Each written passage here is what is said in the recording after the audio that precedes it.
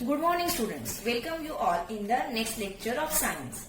In the previous lecture we have started discussing question answers of chapter 3. So let us continue with that. As I have said in the online session that henceforth I am not going to share PDF of answers. Okay.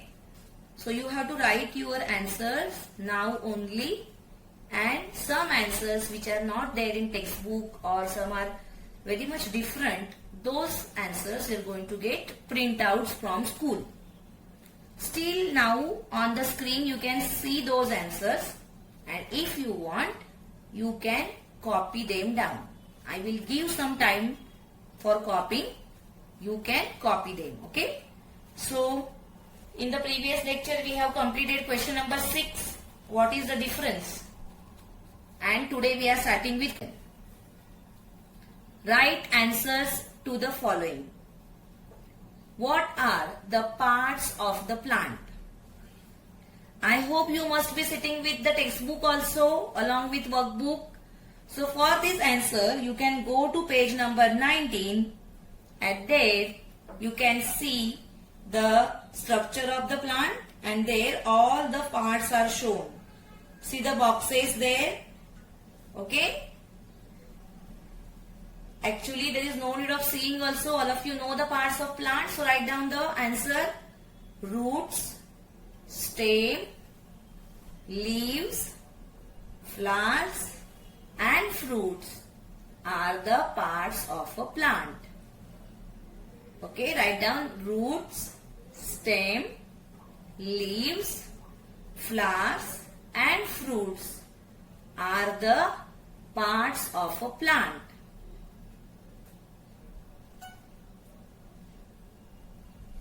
Okay. Question number 2. What are the functions of the root? See the same page, page number 19, and there you can see the box which is below that picture of plant. The root is written there, and there all the functions of the roots are provided. So write down the answer. Functions of the roots. First one. See there the first point. Roots hold the soil firmly. First point. Roots hold the soil firmly.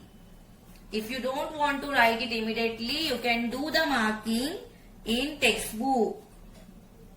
Okay.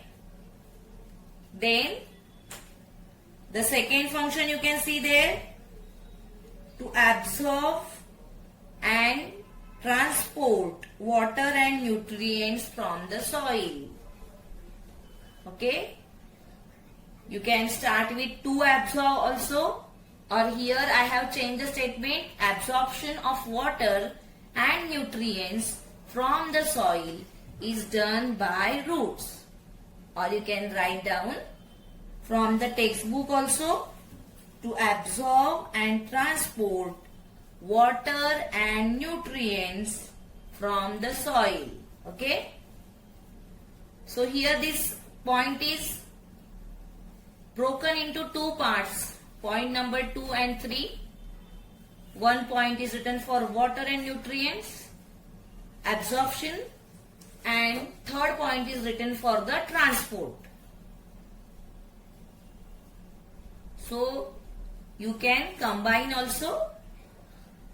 So write down absorption of water and nutrients from the soil is done by roots.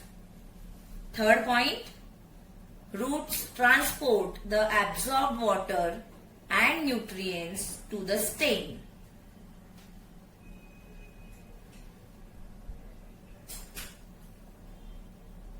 Okay. There only you can see the next point there, that they store food also. So if you want to be more specific, you can write the fourth point as some modified roots store food in them. For example, carrot and radish. all the roots are not storing the food. Please note that only some roots are storing the food. And the fifth point is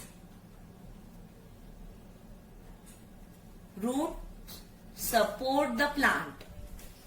Okay, so the main function of supporting is done by roots. All of you must be knowing that whatever part of the plant is growing above the ground, nearly the same part grows below the ground so that it can give support to the plant. Okay, so to give support is the main function of the roots. Okay, so I have given enough time here. Once again I am repeating. Functions of the roots are, first one, roots hold the soil firmly. Second, absorption of water and nutrients from the soil is done by roots. Third, roots transport the absorbed water and nutrients to the stem. Fourth, some modified roots store food in them. For example, carrot and radish. Fifth, roots support the plant. You can combine second and third point as I have explained previously. Okay. So, next question. Why is it necessary to classify living things? So there only on page number 19 you can see the last 3 lines, and from that you can write down the answer. Why it is necessary to classify the living things? So the very first point is, there is a vast variety among the living things present on the earth. When I taught you the lesson, I taught you that different type of plants are there and different types of animals are there, and they all are not similar in shape and size. So there is a vast diversity, or you can say there is a vast variety among the living things present on the earth. First point. Second point, for identifying these living things and also for studying the characteristics of them, we need to classify them properly in a scientific way. Okay?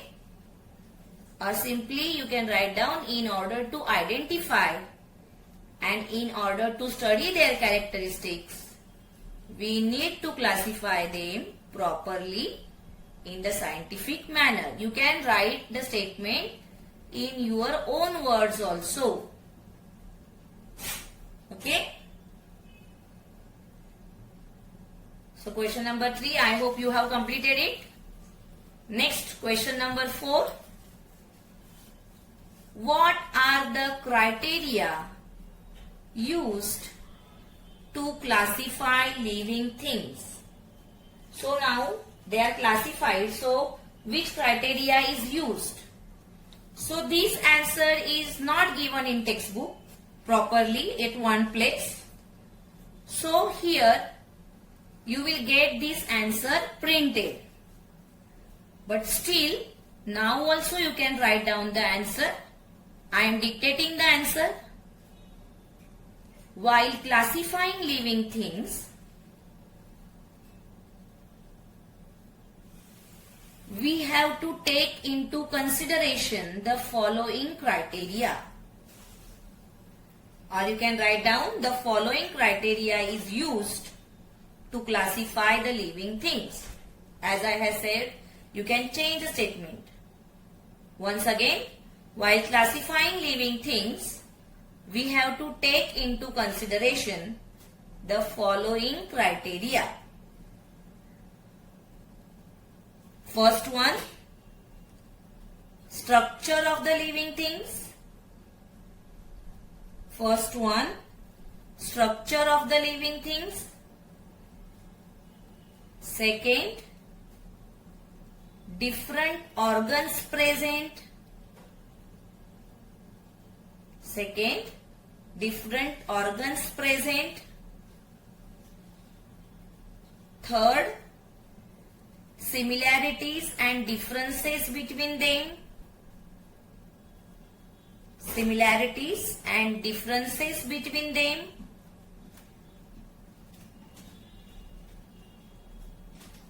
Fourth, other characteristics. Fourth, other characteristics. And fifth is habitat. Fifth is habitat. Habitat means where do they live? Habitat meaning what? The place where the living things live. So here,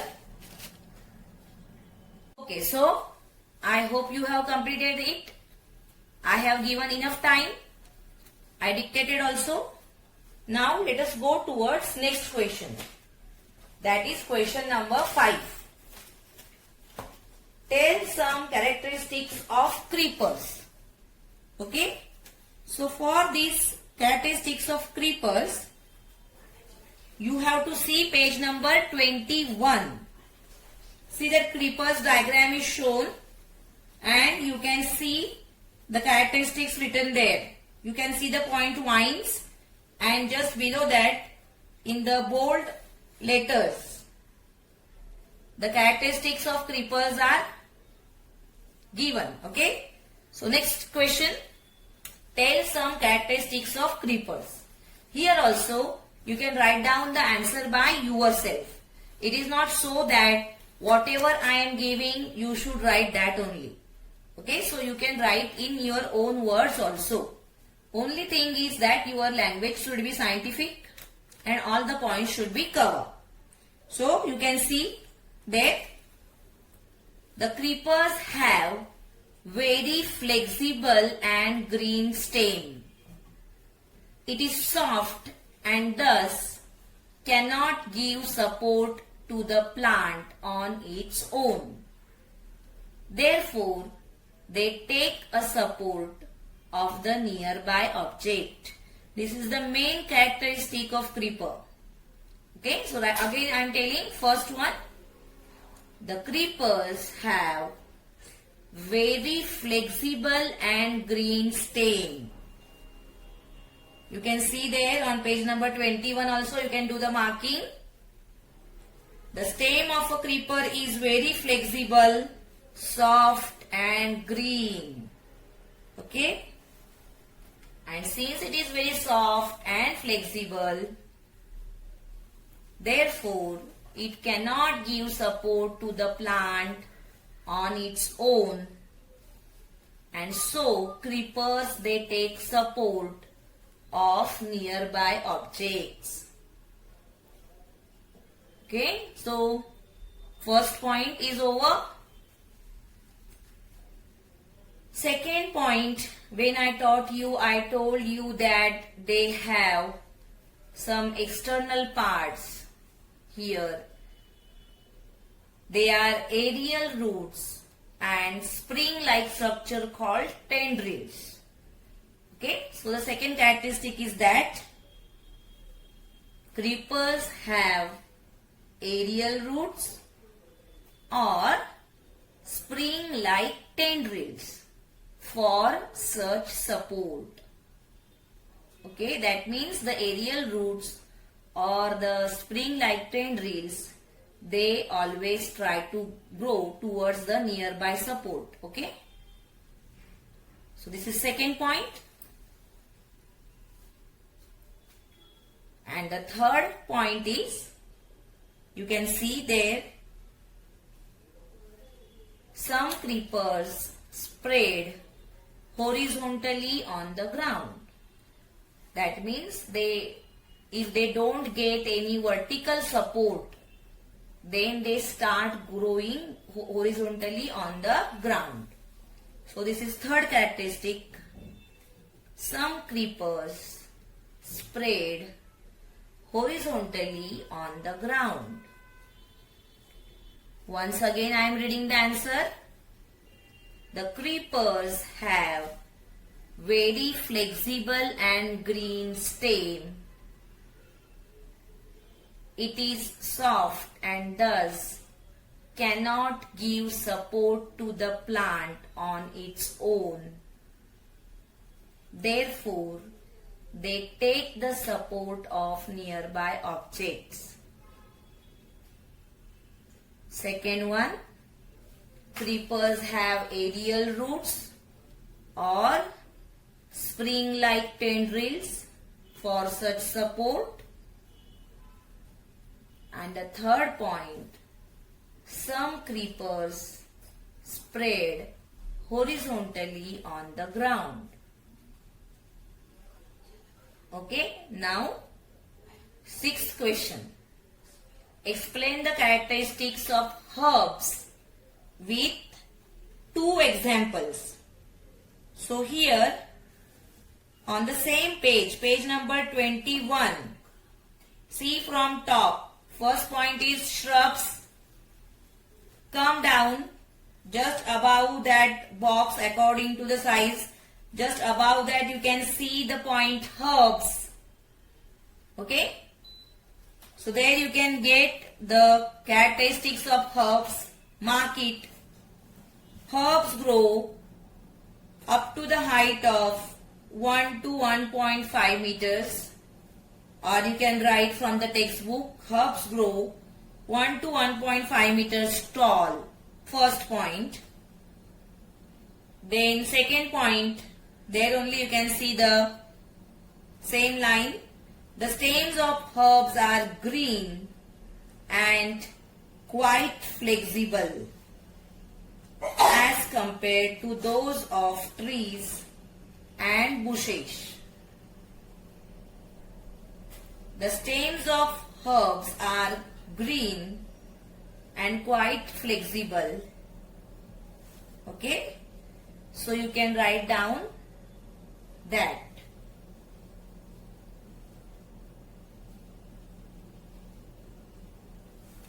Then you can see the third point there. Herbs may live for few months or up to 2 years. Herbs may live for few months or up to 2 years, and you can write one statement here, that is they are short lived. And please note that they have asked you examples also. So the examples are given there of herbs. See just above that the question is asked, third one. What are the similarities between fenugreek and periwinkle? So you can write down the two examples as fenugreek and periwinkle. So you can see in textbook there, just above that herbs, fenugreek and periwinkle. Fenugreek means methi, which we use.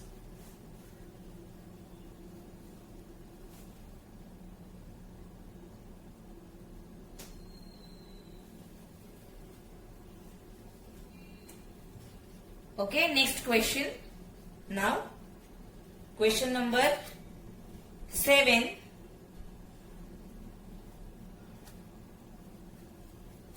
On the basis of which criteria will you classify plants and animals? Here there is one printing mistake in your workbook. See the first number, criteria for classifying animals. And in the second also is written criteria for classifying animals. So from the first one you cut the word animals and write down there plants. Okay, criteria for classifying plants. So here you can see page number 25 of your textbook and see the box what we have learned. And there you can see the answer. Plants are classified on the basis of their height. So first criteria is what? Their height. Second criteria, shape of the stems. Third one, period of life cycle,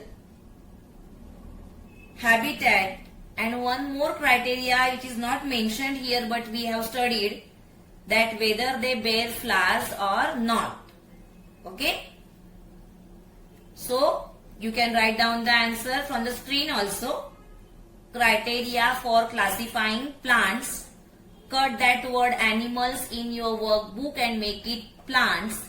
See, I have written there, printing mistake in workbook. Correct it. So cut that word animals and write the plant there, and then you can write down the criteria. The criteria you will write in numbers 1, 2, 3, 4 and so on, because in science you have to write down the answer in points. So better you give the numbers for the criteria used. There only the second point you can see the criteria for classifying the animals. So see, animals are classified on the basis of the first one, cell structure, second, vertebral column, third, method of reproduction, and fourth, habitat. So in textbook the points are not given, you only have to give them numbers. So mark that answer on page number 25. Answer is given very clearly. Okay. Next question. Question number 8. Okay. How is the body of the animals protected? That question you will get printed. Okay. So that question I am not discussing now. Question number 8 now we are going towards. Use your brain power.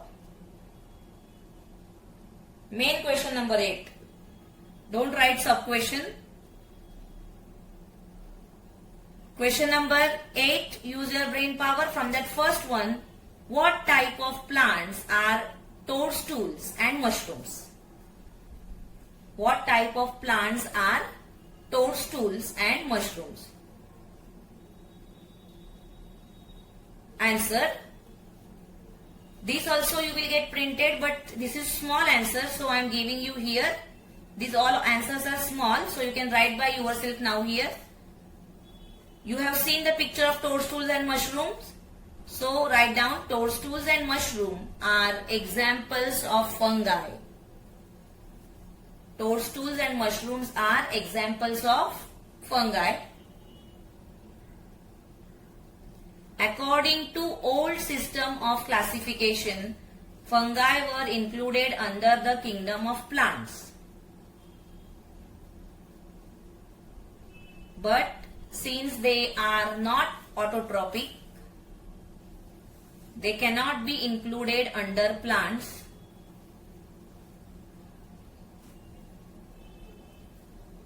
And therefore, they are called decomposers.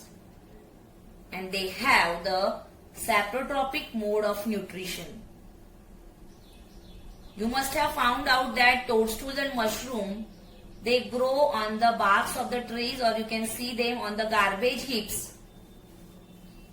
Why? Because they grow on the dead and decomposing matter. Once again I am repeating it. Toadstools and mushrooms are examples of fungi. According to old system of classification, fungi were included under kingdom of plants. But since they are not autotrophic, they cannot be included under plants. So they are decomposers and hence have the saprotrophic mode of nutrition. If you feel that you don't have space, then you can omit that last line.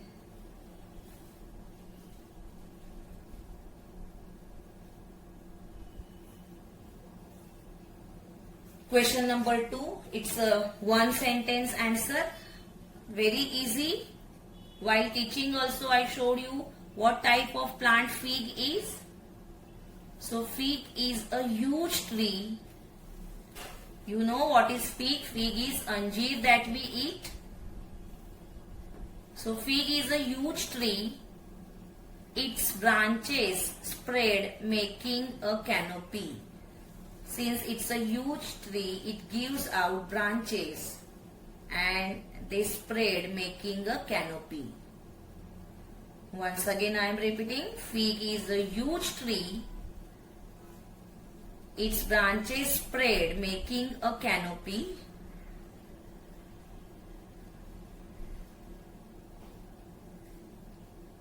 Next, do ferns, algae, money plant bear flowers?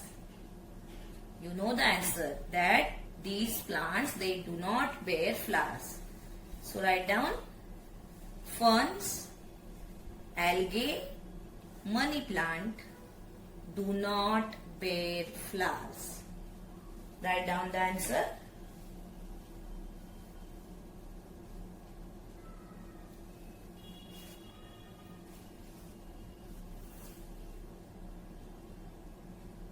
Next question, question number 4. Why does water hyacinth float on water? While teaching also I have discussed this answer. Hyacinth is a water plant which floats on the water of the lake. Sometimes you might have seen that it is covering the whole surface of the lake. So why it can float on water? The very first point is the stem of water hyacinth is soft and spongy. The stem of water hyacinth is soft and spongy.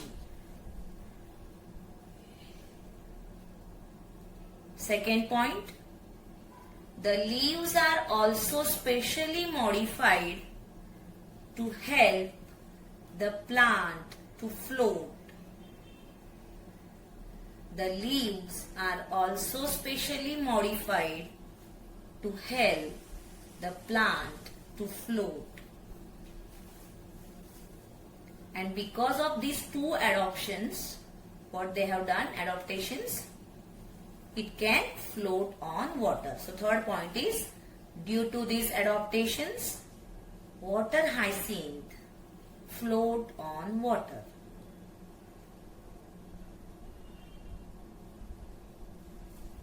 Question number 5. Why is the stem of the cactus fleshy?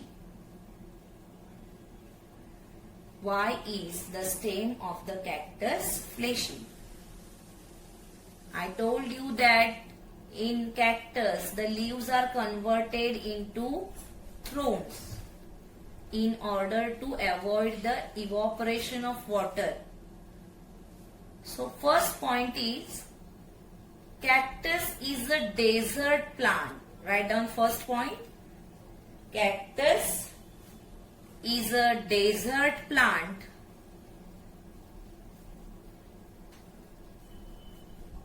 Second point, in order to survive in a desert, its body is highly modified. In order to survive in a desert, its body is highly modified. The leaves of cactus are reduced and converted into thorns. The leaves of cactus are reduced and converted into thorns.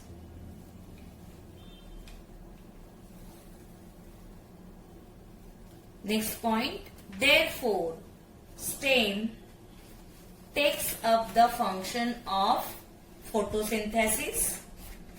Therefore, stem takes up the function of photosynthesis.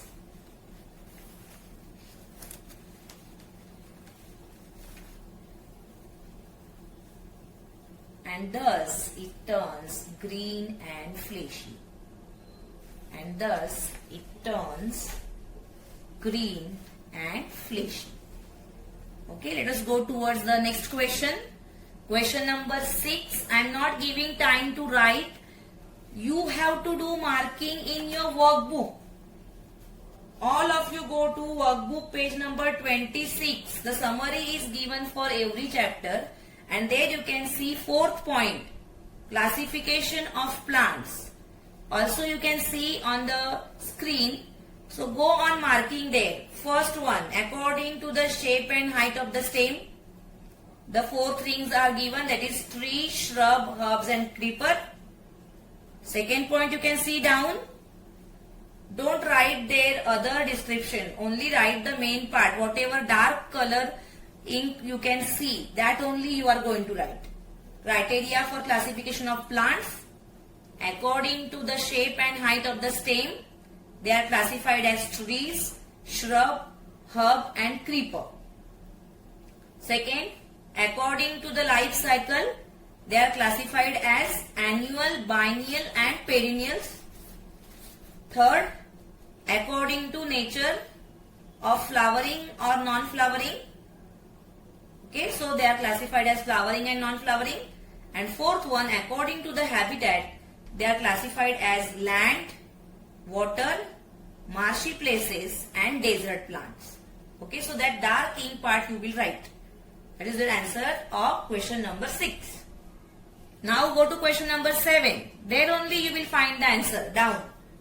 Okay.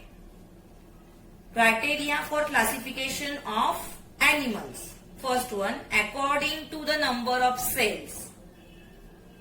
Unicellular and multicellular. According to vertebral column, vertebrates and invertebrates. According to mode of reproduction, oviparous and viviparous. And according to habitat, terrestrial, aquatic, amphibian and aerial. So mark all these main points. Those points you will write there. Okay. So that is answer of question number 7. Only now this question number 8 of question number 7 is remaining. By mistake, that is omitted by me. So I will give you this answer next time. Now turn the page and come to page number 32. There you can see question number 9. Draw figure. Draw the figure of plant to show the parts, namely root, stem and leaves in it. One such diagram I have shown. You can draw it by yourself. It is very easy for you to draw it. You can even take help of the textbook. There the diagram is shown. There is no need to show flowers and fruits because they will only show the basic parts. What are they? Roots, stem and leaf. Correct? Then open-ended questions you can see after that.